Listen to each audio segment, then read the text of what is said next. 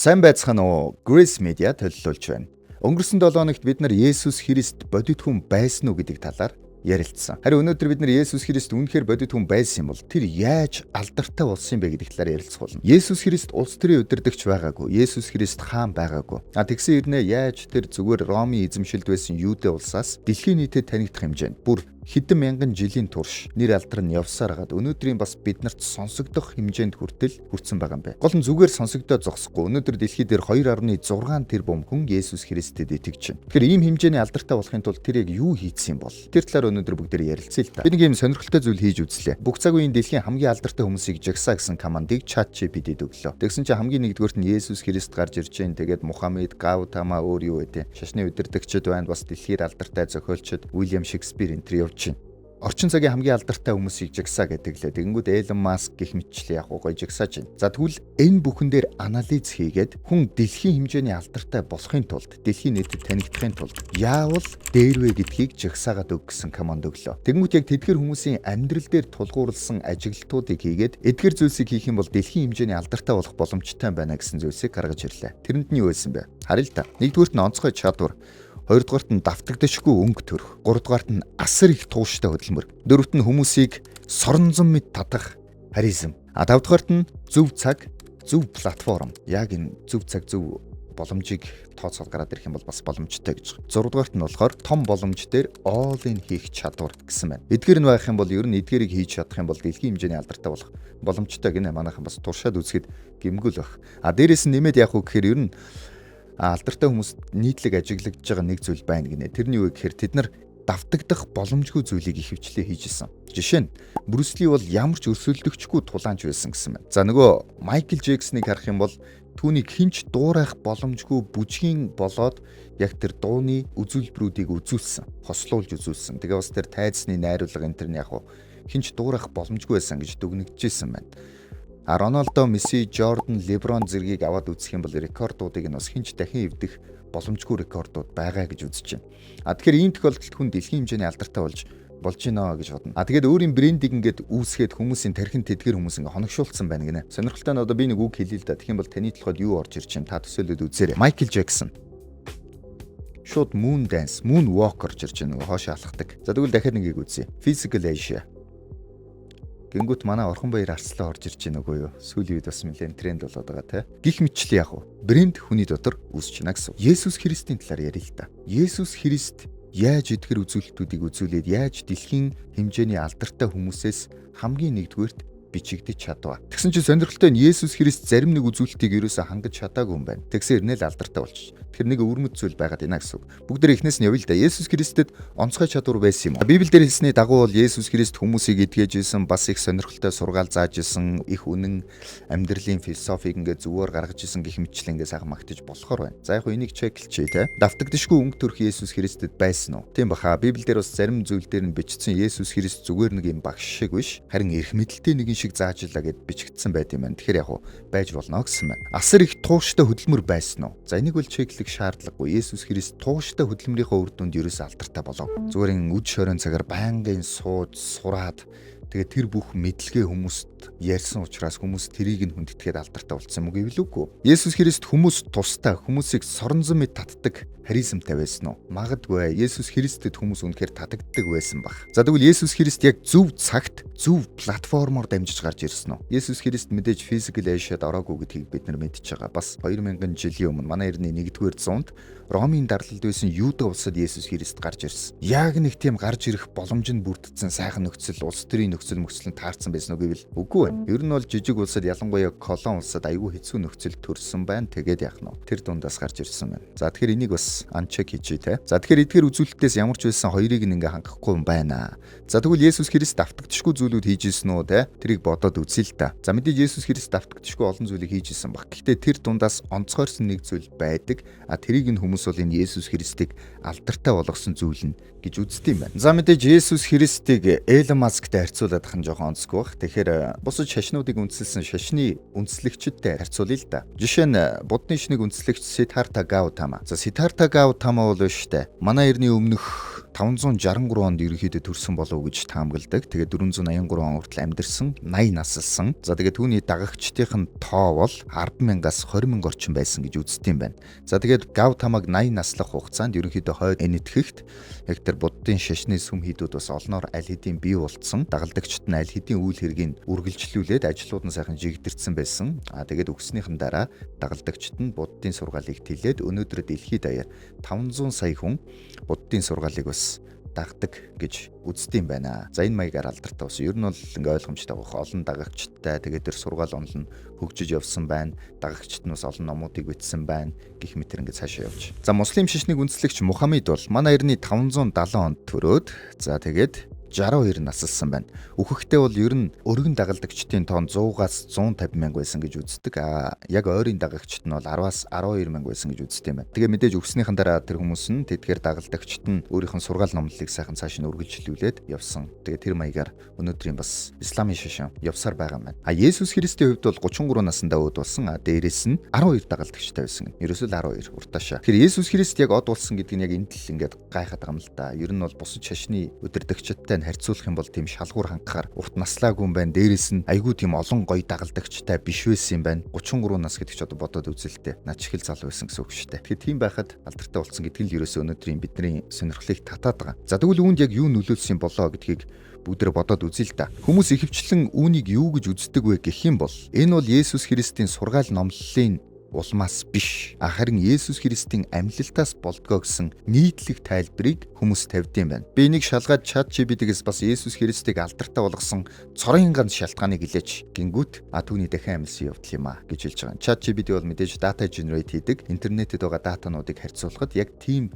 дата л хамгийн их байна гэсэн үг. Есүс Христ үхлээс дахин амьлсан учраас л тэр алдартай болсон гэж хүмүүс яриад байна гэсэн. Сургаалаас нь биш. Бодоод үзэл да хэрвээ Есүсийн сургаал ингээл хүмүүс сонсонгууд л биер нь юмгүйгээл за энэ бол зөв үнэхээр гоё сургаал байна гэд тэр сургаал нь өнөөдөр дэлхийн нийтэд алдартай болцсон юм уу гэвэл Есүсийн сургаалын 25-аас 30% нь өөрийн өхөл болоод амьлалттай холбоотой байдаг гинэ. Бодоод үзтээ 25-аас 30%. Тэгэхээр нэг хэсэг ярьжсэн ал гинт за би удахгүй өөхөх юм байгаа. Тэгээ би дахин амьлна гэд яриад эхэлдэг байсан гэсэн үг. Тэгээ бүгдээрээ жишээ авч бодъё. Бид нар нэг юм хүндэлдэг сайхан багштай байлаа. За тэр багш маань бол үнэхээр ингээд миний одоо сургаалыг нь сонсдог сайн багш шүү гэд үнэлдэг байлаа. Тэгсэн чинь тэр багш маань ингээд сайхан яриад байжсэн гинтл би удахгүй өгөх юм байгаа. Тэгээ би амьлна да гэ яриаддаг бол яах вэ? Тэгээ бид нар бодно шүү дээ. Багшаа та юу яриад байгаа юм бэ? Уул нь бол их ухаан сэрэг сайхан багш шүү. Даанч жоохон үе нэг тийм сэтгцийн асуудалтай юм яриадах юм. Үхэн амьлна гэд гайхах штэ. Тэр байтугай бүр Библиэлд Есүс Христийг тэгж ярих үед нь Есүсийн дагалдагч Петр гэж хүн гайхаж ирсэн юм байна. Би үхэн тэгээд амьлна гэд яриад эхлэх үед нь хүмүүсийн урд байхад нь тэндээс ингээд зайдуу аваачингуудаа та ийм юм бити яриа. Танд ийм юм хизээж бүү тохиолдог муу ёр гэж ясна. Хэлсэн гэсэн үг. Есүсээс баг иччихсэн гэсэн үг штэ. Тэгжсэн байна. Гэтэл Есүс Христ ярьсаар л байж. Тэр байтугай бүр Есүс Христийн талаар бичсэн Иохан гэж хүний захидал дээр 40-45% нь зөвхөн би бол бурхан дээрээс нь би үхээд амьлна гэдэг тухай агуулгатай зүйлс байдгаа гэж хэлсэн байна. Тэгэхээр чи Есүсийн сургаал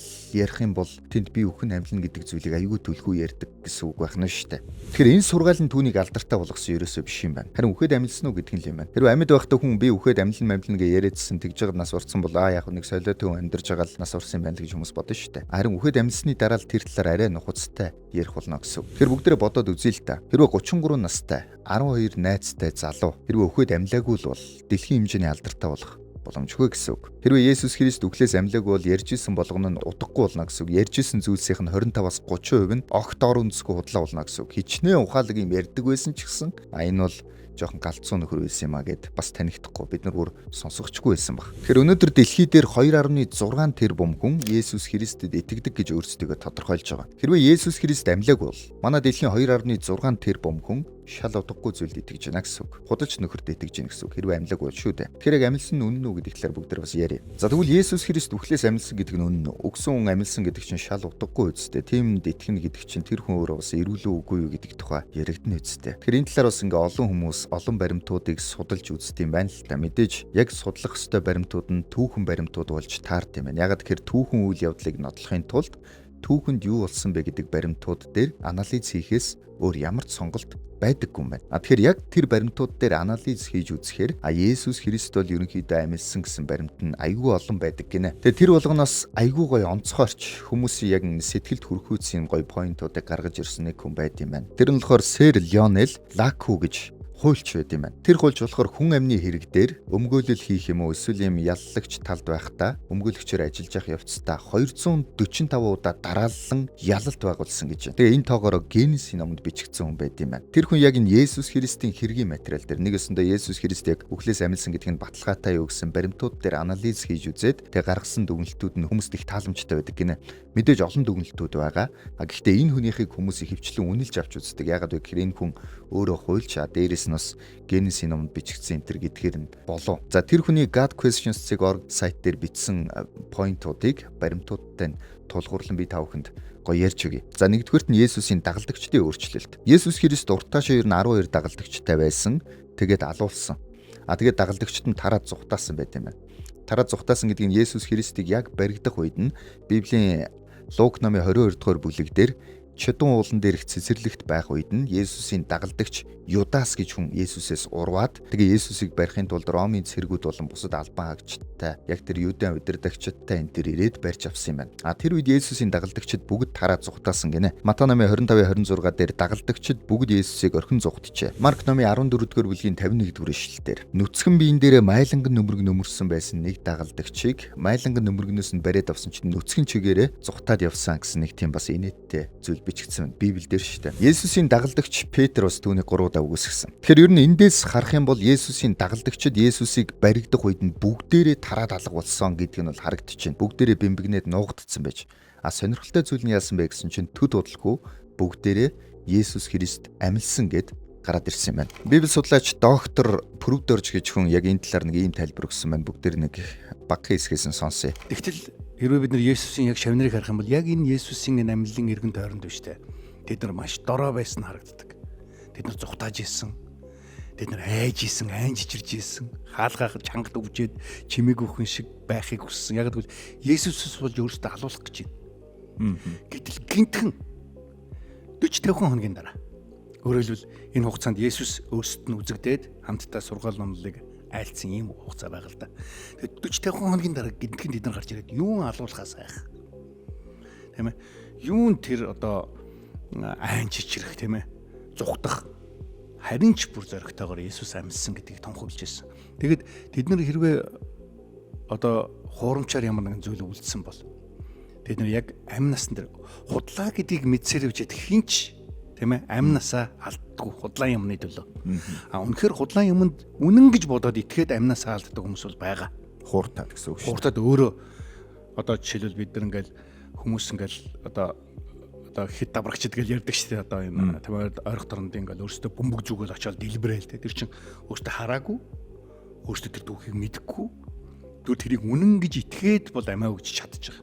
Гэтэл өөртөө тэрийг худлаа гэж мэдсэн гэж хэрвээ худлаа байсан бол шүү дээ шавнар. Тохироо хийцэн хэрнээ. Тохироо хийцэн хэрнээ. Тэрнийхээ төлөө амиа өгнө гэдэг бол баг хүмүүс хийдэггүй үйл явдал байна л да. За тэгэхээр ямар ч байсан ингэж ярьсан байна. За энэ юуг яриад ийнө гэх юм бол би тав хүн гоё тайлбарлаад өгье л дээ. Есүс Христ ингээ загалмай дээр цовлогдоод өгцсөн гэж байгаа. Тэгээд дагалдагчд нь тараад алга болцсон. Тэгсэн чинь төд удалгүй Есүс Христ амьлсан гэд Библиэлд бичигдсэн байдаг. Тэрийг нь ихтэй хүмүүс бол мэдэхгүй шүү дээ. Яг дагалдагчд нь бол тэрийг харсан гэдэг. Тэгэнгүүтээ нөгөөдөл чинь Есүс Христтэй уулзсныхаа дараа гинт гарч ирцгээгээд Есүс амьлсан бид нар уулзлаа гэж яриадсан гэсэн үг. Тэрийг нь хүмүүс гайхаад байна гэсэн үг. Яагаад энэ хүмүүс саяхан айгаал бэмбэгнээл нуугдаадснаа гид гараад ирв. Эднэр одоо энэ саяны Сэр Леонел Лако гэж хүний одоо поинтер асуултаар бол тэд нар тэгвэл хуйлдсан байх боломжтой юу гэж асуудаг. Нэг тийм бороотой орой бүгдээр ийм нууц байгууламж дотор нэг нэгээр ийм юудэнтэй малгай өмсөөл цуглаал. Тэгээ нэг модон ширээний ард бөөндөө сууцгааж ирсэн аа. За бүгдээр Есүс Христ амьдсан гэж ярина шүү гэд хуйлдсан байлаа. Тэгж гарч ирэнгүүтээ тэгээ яриад байгаа юм биш үү гэсэн асуултыг асууж байна гэсэн үг.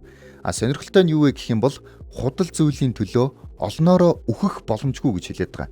Яагаад үхэх гэдэг тухай яриад байна гэхээр энд нөгөө Есүсийн дагалдагчдыг яг тэгээ яриад гараад ирэнгүүт нь нөгөө нэг өмнө айгаад хаалгаад өгдөжсэн нөхдүүд хайгаад олдохгүй байсан нөхдүүд чинь ийл гараад ирэнгүүт бариад авгээд тэр доорнд бариад авсан гэсэн. Барьж аваад сайхан за яагаад худлаа яриад байна те Есүс амьдсан гэж юу яриад байна гэд байцаагаад эрүүдэн шүүгээд зарим нь алж байгаа. Ер нь бол Есүс Христийн 12 дагалдагч дотроос Йохан гэж хүн ганцаархнаа нас өндөр болоод 80 хэд наслаад өгсөн бусд нь бүгд цаацлуулж алуулсан. Тэгээ бүгдийн чи Есүс Христийн талаар амьдсан гэж худлаа юм яриад байна.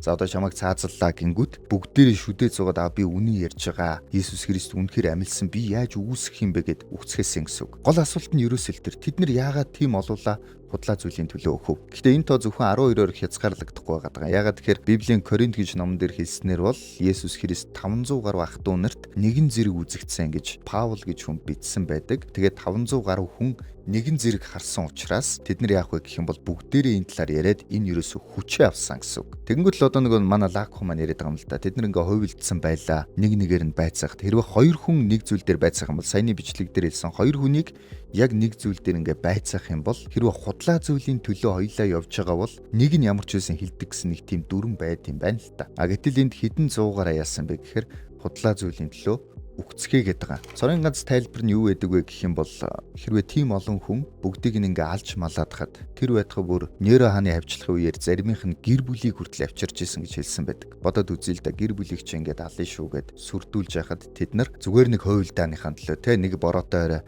за манахаас урууж болохгүй шүүгээ хэлсний төлөө өөрийнхөө болоод гэр бүлийнхаа амийг хүртэл эрсдэлд оруулахгүй юм биш үү гэж суугаад байна гэсэн үг. Тийм учраас нөгөө тайлбар нь юу гэх юм бол Есүс Христ яг амьлангуудаа уулзсан юм байна. Тэд нар үнэн гэдгийг мэдж байгаа. Үхэл амьдралаас бүр давсан бурхан гэж итгэсэн учраас тэд нар би өгсөн ч яах вэ? Есүс бол амьлсан гэдгийг би гэрчлэн гэд үгцхээс юм байна гэсэн нэг тайлбар бас байд юм. Хоёрдугаарх нь болохоор хоосон булш. Есүс Христийн шарил 3 дахь хоног дээр алга болцсон юм байна. Алга болчингууд яах вэ гэхээр тэр шарилыг хэн авч өгсөн? Бөө маргаан гарсан гэсэн үг. За тэгээ энэ дэр мэдээж юм олон аргумент гаргана хүмүүс. За шарилыг хэн авсан бэ? Дагалдагчид хулгайлцсан юм шүү. Дагалдагчид хулгайлангуудаа өөрсдөө сайхан Есүс Христ амьлсан гэд сэв тэ тэрүүгээр нэг яар гээд тийм хувилдаан зохиосон юм шүү гэж ярьд юм. Тэгсэн чинь сонирхолтой нь хэрвээ дагалдагчид хулгайлцсан бол тэд нар бүгдээрээ Есүс Христ амьлаагүй гэдгийг мэднэ. Тэгээд нэг нэгээр нь байцаагаад алаад эхлэх үед бид нар худлаа ирсэн юм а гэд яг нөгөө саяны өмнөх юм дээр яваад очиж тийм байна. Худлаа гэдгийг мэдэх учраас тэд нар гарцаагүй яах вэ? Нэг нь хэрэгэ хүлээж л тараа. Есүс Христийг бид нар тэр уулын ард авчиж болцсон юм а. Тэнд нууцсан байгаа тэндээс ч гаргаад иргээд хэлэх байсан. Гэтэл нэг нь ч тэгээгүй. Бас сонирхолтой хэдэн 100-аар нь байцааж байгаа шүү дээ, тийм үү? Тийм учраас дагалдагчид хулгаалаагүй юм байна гэж нэг үзт юм байна. Нөгөөх нь ромчууд авсан уу? Ромчууд ингээд ер нь бол Есүсийн шарилыг наадах ч улс төрийн юм чухал итгээд бас юмыг яаж мэдхүү хөдөлгөөн янз бүрийн болж магадгүй шарилыг авчий гэд авцсан юм шүү гэж аргумент гаргаж ирдэг. Тэгсэн чинь сөргүүлж тавьдаг асуулт нь юу байдаг гэхээр хэрвээ тийм бол дагалдагчид тэрүүгээр ингээ худлаа юм яриад гараад ирэнгүүт Есүс амьлсан гэ баахан сэвэд те нөгөө шарил нь алгуулсныг далиндуулаад худлаа юм сэвэх боломж гарч ирлээгээд сайхан сэвэд гараад ирэнгүүт Есүсийн шарилыг гаргаж ирээд Есүсийн шарил чи энэ байна. Та нарын яриад байгаа амьлсан гэдэг Есүс чи энэ байна гэд нам дарах боломжтой байсан. Гэхдээ тэгээгүй. Тийм учраас яг ромчууд аваагүй гэсэн нэг тайлбар байд юм байна. За 3 дахь нь болохоор Есүсийн шарилыг хулгайч авцсан уу? Бас ингээд бул шухагчтай нөгөө Том Брайдер гэх кинон дэр гардаг шиг тиймэрхүү хүмүүс авцсан уу энэ төр гэд тэгэх юм бол Есүсийн шарил руу ерөөсөө орох ганц шалтгаан нь тэр ороосон майланган даавууг нь л хулгайлах юм байна. Тэр нь л ерөөсөө ганц үн хүрэх зүйл юм байна л да. Бусад юм нь болохоор тухайн үед мэдээж эргэтний 8 хөгжөөгүй байсан нь ойлгомжтой. Аваад задлаад зарна марна гэсэн юм байхгүй байсан бах. Тийм учраас ерөөсөө ганц үн хүрэх юм нь оршуулсан тэр болт нь л үн хүрэх ёстой байсан. Тэгсэн чинь тэр болт нь булшин дотор ингээд ивхээ тавьсан үлдээсэн байсан гэд Библиэлд бичигдсэн байт юм байна. Тэгэхээр тэдгэрийг үндэслэнгүүтээ хулгайч бол ороогүй юм байна гэж үздэг. Нөгөөх нь болохоор Есүс Христ үхээгүй байж байгаад өөрөө гараад явцсан юм шүү гэсэн нэг тайлбар байд юм байна. За тэр нь бол ер нь яг хүмүүс бол баг боломжгүй гэж үздэг. Гэхдээ зүгээр байсан байлаа гэж бодоход загалмай дээр 6 цаг ингээд зовж цусаа урсгаад өмнө нь бас зөндөө олон ташуурдуулж баахан цус алдсан. Ямар ч тэнхэг болцсон нөхөр. Тэгээд яг өгсөн үгүүгийн шалгаад цээж рүү жадалсан гэд бичсэн. Тэгээд жадлах үед ус болон цус зэрэгцэн урслаа гэд Библиэлд бичсэн байт юм байна. Тэгэхээр яг тэгж шалгаад өгсөн гэж үнэлээд буулгаж ирж байгаа. Уул нь бол үхээгүй байх юм бол хөлийн хууг цохиод хөлийн хууг цохингууд ууш хин ингээд таталтаад бүтгэж өгдөг хурдан алхахныг арга байт юм байна л да. Есүсийн хөлийн хууг цохих гэсэн чинь аль хэдийн үхсэн болохоор нэг жадлаад үтсэн чинь ингээд үхсэн гэдэг нь ойлгомжтой болохоор хөлийн хуглалгүйгээр буулгасан гэж байгаа юм. Тэгэхээр яг ийм нөхцөлд тэгтлээ бүр мяарцсан, тэнхэг алдсан, үхэх гэж байгаа хүн ингээд булшинд ороод уршуулуулаад тэгэнгүүтээ тэнд гинт сайхан тэнхэрж усж ирээд булшны амыг дарсан чулууг нь өөрөө сайхан холдуулаад үүдэнд нь бас ромын цэргүүд манжилсан гэж үзэж байгаа. Тэр ромын цэргүүдийг каратэж унгаагаад тэгээ зүхтаацсан юм шүү те гэж бодохоор энэ бас боломжгүй байдаг гэж үздэг юм. За ямар ч байсан булшин ягаад хоосон байдаг вэ гэдэг дээр нэг ийм баримт байд юм байна л та. Гэхдээ энэ дээр бас нэг ийм сонирхолтой зүйл байна. Тэр нь юу вэ гэхээр Есүсийн шарилыг ер нь бол дагалдагчид нь хулгайлцсан шүү гэсэн яриа өнөөдрийг хүртэл байдаг гинэ. Дагалдагчид нь хулгайлцсан. Ер нь цаадуулч өөрсдөө л худлаа яриад өөрсдөө л туссан гэж ярьд юм байна. Гол нь яадаг вэ гэхээр энэ нь өөрөө бас нэг зүйлийг батлаад байдаг гинэ. Есүсийн дагалдагчид нь шарилыг хулгайлцсан гэд тухайн үеийн Ромын цэргүүдэд мөнгө өгөөд та нар яг тэгж хэлээрэй гэсэн нэг тим юмыг юудэчүүд зохион байгуулсан гэд хэлдэг. Тэгсэн чинь нөгөөдөл нь яг тим яриаг ингээ өнөөдрийг хүртэл явуулахын тулд ингээд тэгж сэвсэн байдаг гинэ. Тэгээ энэ нь өөрөө юуг нотолдог вэ гэсэн чинь Есүс Христийн шарил алга болсон гэдгийг л нотолдог гэсэн байгаа. Тэгэхээр би юун тухай хэлээд энэ гэхээр энэ нөгөө нэг сөрөг мэдээлэл нь өөрөө ямар ч байсан тэр буш хоосон байсан гэдгийг баталдаг шүү гэсэн бас эерэг мэдээлэл болж ашиглагдаад байд юм байна. Нэг жишээ хэлэхэд жишээ нь гадаа бензин хурдлаа. Бензин хурдаад нэг юм гинт юм улс төрийн мэдээлэл хэлээ л дээ, нэг сайд маань гарч ирээд ч юм уу. За манайхаа бензиний импорт хэвэн байгаа шүү.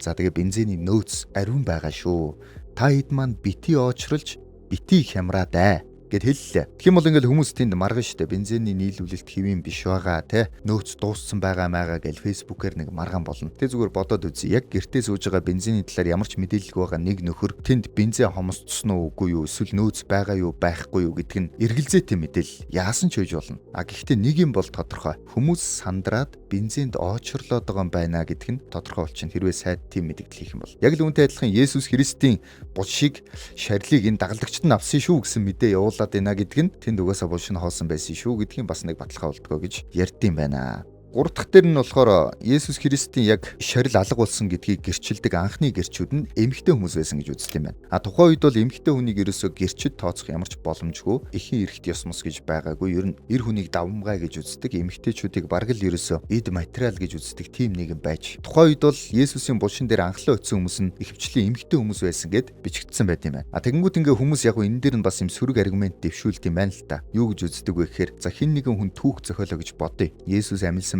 гэж худлаа тийм сенсац тараа гэж бодсон байлаа. Тэгэх юм бол тэр хүн гэрчээрээ хэнийг сонгох вэ гэсэн асуулт байт юм. Хэнийг сонгох вэ? Хамгийн хүчмуутай, хамгийн тийм хүмүүс итгэхгүй дээ. Эмэгтэй хүн Есүс цаанчаа амьдсан гинэгээ яриа явлаа гэхэд хин ч итгэхгүй гэж үздэг тийм хүмүүс нь Есүс амьдсан гэж яриа явсан. Зохиомл түүх байсан бол тийм гэрчүүдийг сонгох байсан болов уу гэж асууд юм байна. Тэгэхээр магадгүй биш байж болохын тэгээд тухайн үед нь яг л тийм болж таарсан. Тэгээд эмэгтэйчүүд анхны гэрчүүд байсан гэж Лако тодорхойлсон гэсэн үг.